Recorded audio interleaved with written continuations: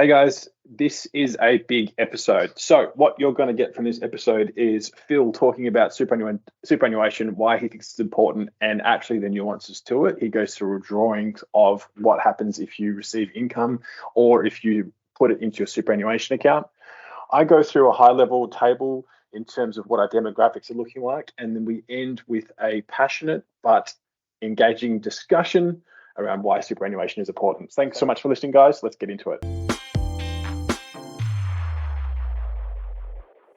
Ladies and gentlemen, welcome to another episode of the Wealthlab podcast with Phil and Scott. Phil, thanks so much for joining me today.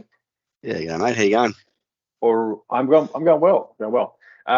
This podcast, as the ones we are doing at the moment, is as a result of conversations we've been having with people like you, dear listener. And the topic that we're running through is superannuation today.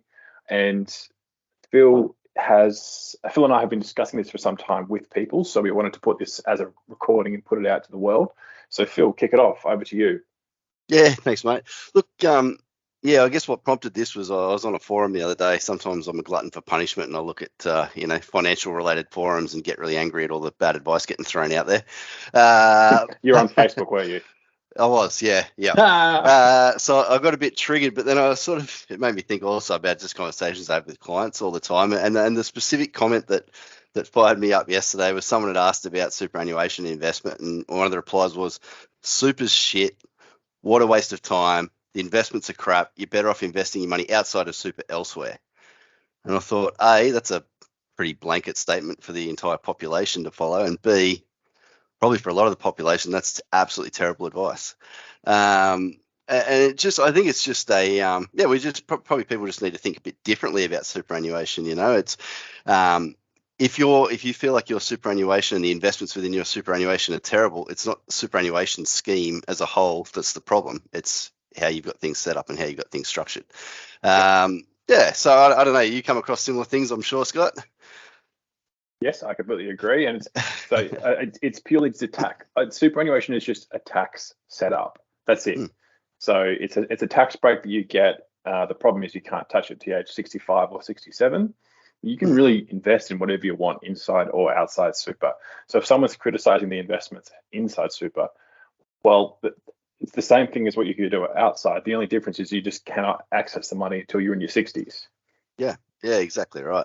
And I think, one of the things that often when these conversations do come up, with a potential client that sort of said, "Oh, look, I'm not that keen on putting money into super or something. It's gone backwards last year. It's a bit of a shit investment. I don't want to do that." And what usually is the turning point is when we start discussing some of the available tax concessions and differences in investing inside versus outside super. I'll run through a quick worked example in a second. I just want to be super clear. This is absolutely not financial advice. And if you're watching YouTube videos and going and implementing that without speaking further advice, that's a crazy thing to do, whether that's listening to me or anyone else. So this is just to give an example. It may or may not be right for your circumstances, but absolutely do not follow my advice without speaking to someone further. So what you're saying is we should like add gearing and double gearing to this strategy. Is that what you're saying? Mate, I mean, sure, go nuts. Yeah, why not? No, definitely don't do that. But yeah, like Scott was saying, superannuation, really, we just got to shift how we think about it. It's purely and simply a taxation environment. We can hold the same investments inside super as we can outside super. The investments are relevant. And if you're not happy with how you invested, come talk to us. We can probably help. Although I'm not going to be double gearing you into crypto or anything silly like that. So don't come and ask. The crypto bros are very quiet at the moment. Yeah. Mostly guys on AI or whatever the next bubble is going to be around. All right, so for those who are listening, Phil has got a blank page up and he's about to start drawing things. So over to you, Phil. Let's go. Watch me scribble like a 5-year-old and try and do math at the same time. But look, the example here is really if we think about superannuation as a tax environment, right? So if we've got this is work, and you're getting paid from work, and you can choose to take your salary in your pocket, or you can choose to salary sacrifice some of that to super. So Phil has drawn a circle, and from that circle, that would be the money that you make, and he's got an arrow to the left, which is money that you make, or arrow to your right, which is your super account. Spot on. Now, most people I talk to are probably falling into the tax bracket of around about 37%, sometimes 32.5%, probably the most common. So I'll use the 37% tax bracket. So if you're earning over 120 grand a year, but same applies if you're earning less or more. With Medicare levy, you're now paying. So if you take $100 from your employer, you're paying 39% tax once you include Medicare levy on that. Brutal. So out of your $100 that you've taken from your employer, you've now got $61, and the rest has gone to the tax man. If you take that same $100 and you salary sacrifice it to super, tax rate's now 15%. So out of your $100, you've now kept $85. So you what's that? $24. $24 better off for that money having gone into super rather than going to your pocket. Now, as a percent, that's a huge difference. So 61 divided by 85 is, it's going to be a big difference. We have the 24? 24%. So you've got 24% more money. 24% more money. So straight away, that's a powerful thing, right? You can see if you did that every day of your working life or every week of your working life. Now, there are a bunch of rules around this. I'm not saying you can do this. So it depends on, what your salary is, what your employer's putting in, all that sort of stuff. But, mate, that's a whopping difference. It's over $1,200 a year if you were doing this every week. Just purely and simply from, giving up $100 you pay and paying less tax. You think about the impact that would have over a working lifetime, it's massive. Absolutely massive. And it doesn't end there. The next thing is that your investments within super are only being taxed at this same 15%. So if I had some money to invest somewhere, I'm considering what to do with it. Yeah, start on your screen. Oh, I wasn't going to draw any more pictures, but sure. What am I doing here? That's right, that'll do. Yeah, same thing. So if I had some money to invest and I can invest that money inside super or outside super, you're drawing everywhere now. Again, if I earn income from my investments and they're held personally, this is me over here, I'm paying 37%. Phil's drawn a box and a picture and a picture of himself. Yeah, and then 37% on top of that. So if you're receiving income, which most investments do, they will, and that income lands in your name, it's classed as income tax. Yeah. So the difference is that it's going to be that same difference on income earned as well. Exactly right. So yeah, I can invest my money outside of super. I can pay 37% tax on the income, or I can invest that money inside super and I can pay 15% tax on the income. So I know which one I'd rather do. And then further on down the track, I've held the investments for a while. I've decided it's time to sell them and I want to flog them off. And now I'm going to pay capital gains tax on the growth as well. Now, capital gains tax, if I've held it for, over 12 months, I'm going to get a 50% discount. But on the amount that I'm paying capital gains tax on, I'm still paying 37% on that. Or maybe even more, because it might be enough to push me into the next tax bracket. And so now maybe I'm paying 45%. A hell of a lot of money to lose. Whereas over here in super, same investment held for over 12 months, I get a 1/3 discount. I'm only paying 10% capital gains tax. So again, whopping difference. So the point of all this horrible 5-year-old level scribbling on a screen and math is really just to say that super is not a shit investment. The investments you hold within super may be shit, but you've got control over that. Superannuation is a tax environment and it can be super powerful. Used the right way in the right context. Now, you've got limits. You can only contribute $27,500 before tax, which is going to include what your employer's putting in. There's after-tax contribution limits. There's all sorts of rules and stuff we've got to consider. Plus, we've also got to consider the fact that any money we put into super, you are not going to be able to touch until you reach preservation. So you're either over. So again, whopping difference. So the point of all this horrible 5-year-old level scribbling on a screen and math is really just to say that super is not a shit investment. The investments you hold within super may be shit, but you've got control over that. Superannuation is a tax environment and it can be super powerful. Used the right way in the right context. Now, you've got limits. You can only contribute $27,500 before tax, which is going to include what your employer's putting in.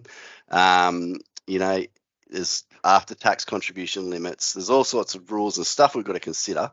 Plus, we've also got to consider the fact that any money we put into super, you are not going to be able to touch until you reach preservation. So you're either over 60 and you've retired, or you're over 65. But if you can handle those constraints and it makes sense, it can be a really powerful strategy. So don't just get caught in that trap of thinking, oh, my super went backwards last year, so super's a shit thing I don't want to think about it anymore. It's your money. It's important. It's a powerful environment that we've got access to. So seek advice. Have a chat to someone. I like it. Yeah. So, agreed. So then the next question is that people worry about is, well, it's so far away. Who knows what's going to happen? So what I've done is I've drawn a, I've drawn a, basically it looks like an upside down pyramid. So what that pyramid represents is the demographics. So at the moment, we've got an aging population, which means we've got more old people than young people. And just think about yourself. Do you require more or less medical treatment when you're in your 70s and 80s than when you do when you're 30s and 40s?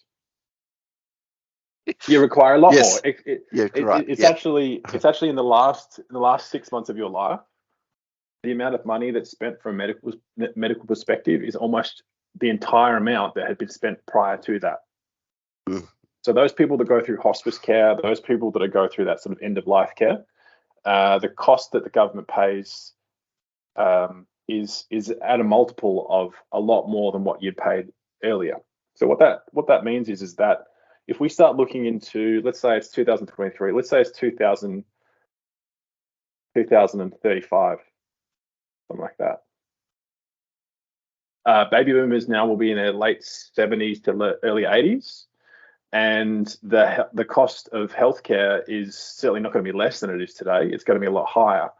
So what's that going to be looking like from the public burden? It's going to be a struggle. So we're going to have a lot less people here at the younger stage and a lot more people at the older stage, meaning there's a higher cost for healthcare and a lower tax base to support it.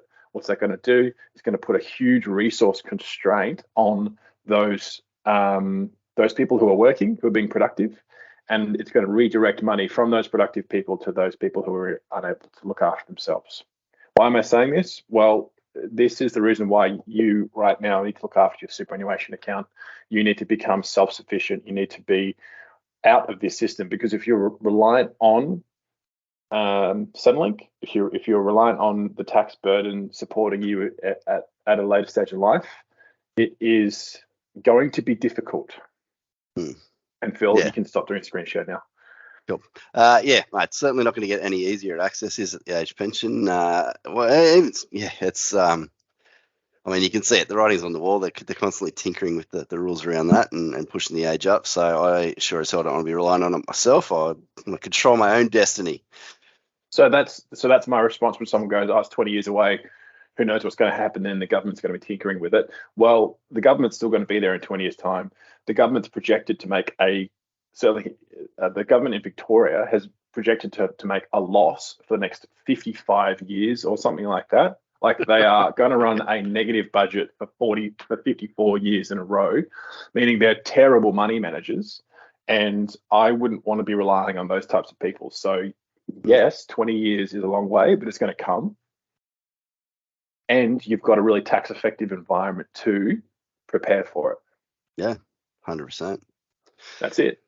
Yeah, I think the important thing there too is like we've only barely scratched the surface of superannuation strategies and stuff that you could or couldn't be doing. So, don't hit me in the comments with 50 things I should have mentioned but didn't. I just wanted to give a very quick example of why it's not the investments that are your problem and you need to think differently about super. But I'd say if any of this has piqued your interest, give us a call, come have a chat, and we can see how it applies to your specific situation. I enjoy, Phil, that you're at a barbecue or you're on Facebook and you see someone ranting and you're like, you know what? I'm going to rant to the internet myself. Hey, 100%. Exactly right. All right, guys. Thanks so much for listening. Send your questions over and we will see you next time. Thanks so much. Beautiful. Cheers, guys. See ya.